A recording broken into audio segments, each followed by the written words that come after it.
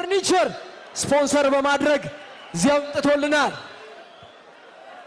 ኪንግ ኢዝ ሂር ቨርሰስ ጆኒ ጂጂትሱ የኢቲኤፍሲ ታይትል ቤልት ማን ነው የሚያሸንፈው? Ladies and gentlemen, it's time for round one. Make some noise.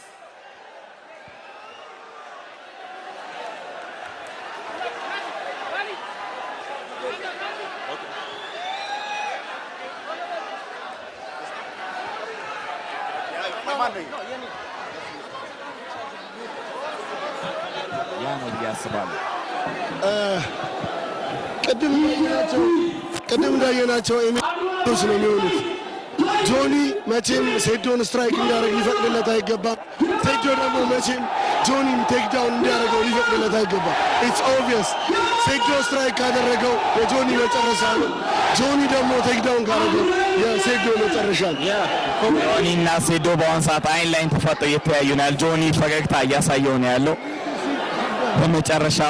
በመጨረሻም ሁላችንም ስንጠብቀው የነበረው ፋይት ደርሷል። ዳኛው አሁን ህጉን እየገለጸላቸው ነው። ከዛ ከሰከንዶች በኋላ የኢቲኤፍሲ 02 ሜን ኢቨንት ሴዶና ጆኒ ግሎቭ ተች አድርገዋል። ፋይቱ ሊጀመር ነው። በሩ ተቆለፈ። ሊጀምር ነው። ፋይቱ ሊጀምር ነው። ማን ሩጦ የሚጠጋ ይመስላችኋል? ፋይቱ ጀምሯል።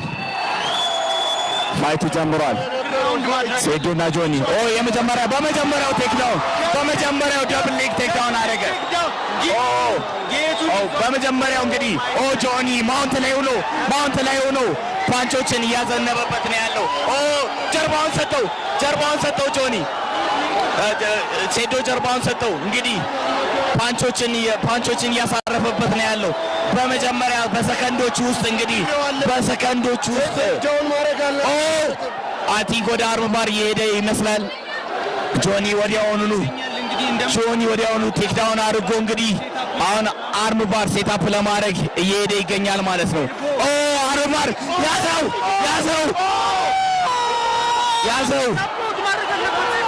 አርም ባር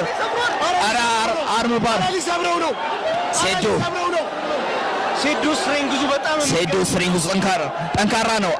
አረ ወደ አርም ባር የሚሄደ ነው። ኪሞራ አረ ታፕ ሚት ለማድረግ የሚመች ሴዶ እስካሁን ድረስ ታፕ አለማድረጉ በጣም አስገራሚ ነው ማለት ነው። እንግዲህ ፉሊ ሎክድ የሆነ ኪሞራ ነው የሞከረው። ምን አይነት ሴዶ ከታች እንግዲህ ጆኒ ከላይ ሆኖ ዶሚኒት ያደረገ ነው ያለው። ይቅርታ ጋይስ በጣም ስሜት ውስጥ ገብቼ ኮሜንቴት በተሳብ ማድረግ አልቻልኩም። ከላይ ሆኖ ሴዶ አሪፍ ዲፌንድ እያደረገ ነው። እስካሁን ድረስ ስትሬንግዝ አድርጓል። እንግዲህ ስትሬንግዝ በጣም አለው። እጁን እስካሁን ድረስ አርም ባር ሴታፕ ለማድረግ ሞክሮም አግኝቶም እድሉም ፊኒሽ ማድረግ አልቻለም ማለት ነው። ነገር ግን አሁንም ቶፕ ፖዚሽን ላይ ሆኖ ፓንቾችን እያዘነበ ያለው ጆኒ ነው ማለት ነው። ፓንች እያደረገው ነው። ኤልቦ እያደረገው ነው።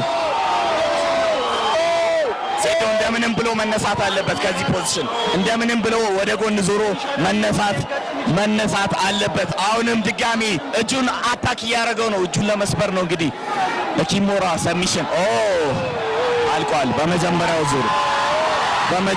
ዙር አልቋል። ጆኒ በመጀመሪያው ዙር አሸንፏል።